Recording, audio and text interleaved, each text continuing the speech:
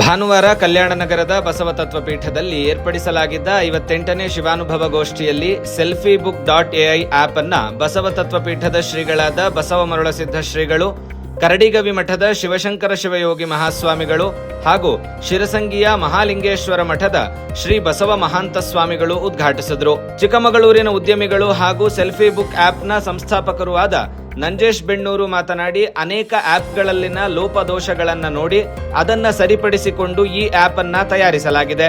ಅಧಿಕೃತವಾಗಿ ಈ app June 30ರಂದು ಬೆಂಗಳೂರಿನ ಕ್ಯಾಪಿಟಲ್ ಹೋಟೆಲ್ನಲ್ಲಿ ಅನೇಕ ಗಣ್ಯರ ಸಮ್ಮುಖದಲ್ಲಿ ಉದ್ಘಾಟನೆಯಾಗಲಿದೆ.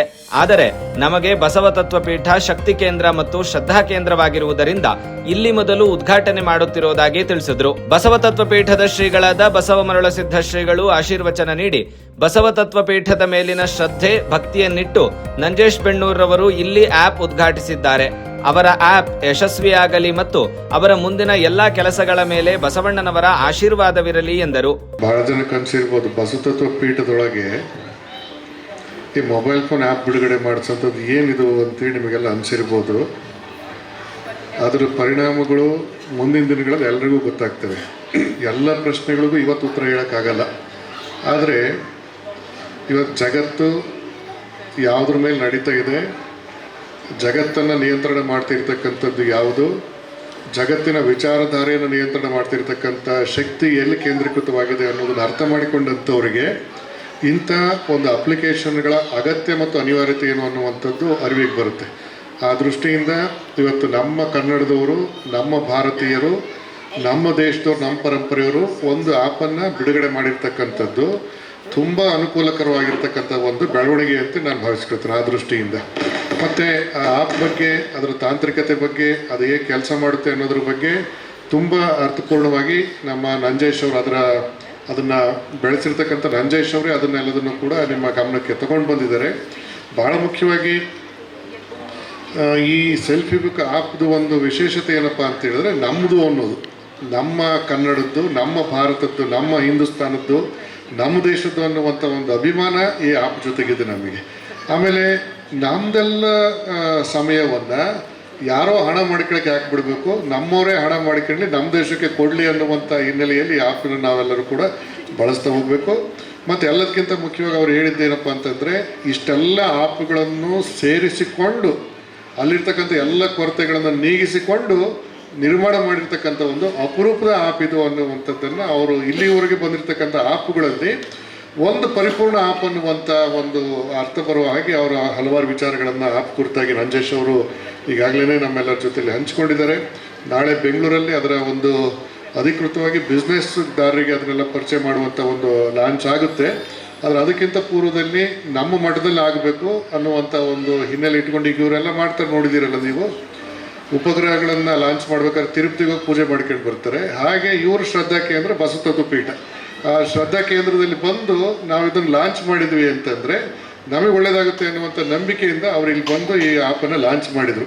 ಭಾಳ ವಿಶೇಷ ಏನಪ್ಪ ಅಂತಂದರೆ, ಕಲ್ಯಾಣ ನಗರದಲ್ಲಿ ಕಲ್ಯಾಣ ಬಸವಣ್ಣನವರು ಮಾಡಿರ್ತಕ್ಕಂಥ ತಾತ್ವಿಕತೆಯನ್ನು ಪ್ರಚಾರ ಮಾಡ್ತಿರುವಂಥ ಈ ಬಸವತತ್ವ ಪೀಠದಲ್ಲಿ ಕಲ್ಯಾಣ ರಾಮನ ಕನ್ನಡದ ಪೂಜಾರಿ ಆಗಿರ್ತಕ್ಕಂಥ ನಮ್ಮ ಹಿರೇಮಗಳೂರು ಕಣ್ಣನ್ನವ್ರ ಜೊತೆಗೆ ಸೇರಿಕೊಂಡು ಉಭಯ ಪೂಜ್ಯರ ಸಾನ್ನಿಧ್ಯದಲ್ಲಿ ಈ ಆ್ಯಪ್ ಬಿಡುಗಡೆ ಆಗಿರ್ತಕ್ಕಂಥದ್ದು ಭಾಳ ವಿಶೇಷ. ಎಲ್ಲದೂ ಕಲ್ಯಾಣವಾಗುತ್ತೆ ಅಂತೇಳಿ ನಮ್ಮ ನಂಬಿಕೆ. ಗೊತ್ತಾಯ್ತಲ್ಲ, ಕಲ್ಯಾಣ ರಾಮ, ಕಲ್ಯಾಣ ಬಸವ ಎಲ್ಲರಿಂದಲೂ ಕೂಡ ಇದಕ್ಕೆ ಆಶೀರ್ವಾದ ಸಿಕ್ಕಿದೆ ಅನ್ನುವಂಥದ್ದು ಭಾಳ ವಿಶೇಷವಾಗಿರ್ತಕ್ಕಂಥ ಸಂಗತಿ. ಈ ಆ್ಯಪ್ ಮೂಲಕವಾಗಿ ಒಂದು ಅಪರೂಪದ ಸಾಂಸ್ಕೃತಿಕ ವಾತಾವರಣ ಇಡೀ ನಾಡಿನಾದ್ಯಂತ, ಪ್ರಪಂಚದಾದ್ಯಂತ ಬೆಳೆಯುವಂತಾಗಲಿ ಅಂತೇಳಿ ಶುಭಾಶಯಗಳನ್ನು ಕೋರೋದಕ್ಕೆ ಇಷ್ಟಪಡ್ತೇನೆ.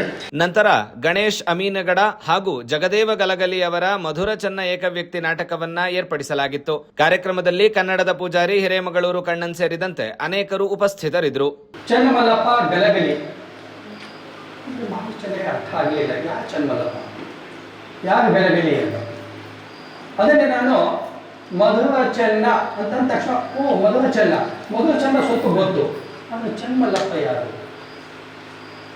ಚನ್ನಮಲ್ಲಪ್ಪ ಸಿದ್ಧಲಿಂಗಪ್ಪ ಗಲಗಲಿ, ಇವರ ಕಾವ್ಯನಾಮ ಮಧುರ ಚೆನ್ನ.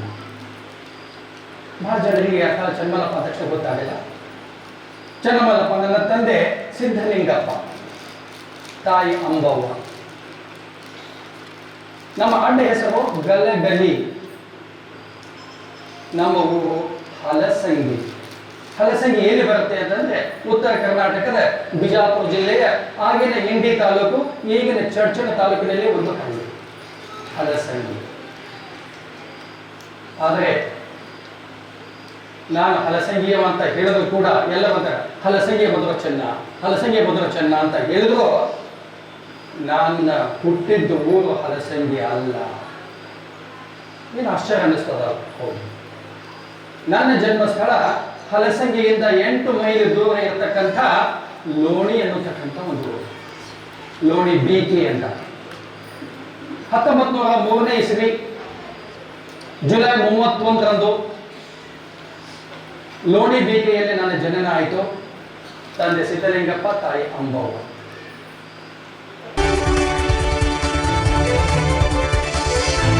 ಐಸಿರಿ ಟುಡೇ, ವಾಯ್ಸ್ ಆಫ್ ಡೆಮೋಕ್ರಸಿ.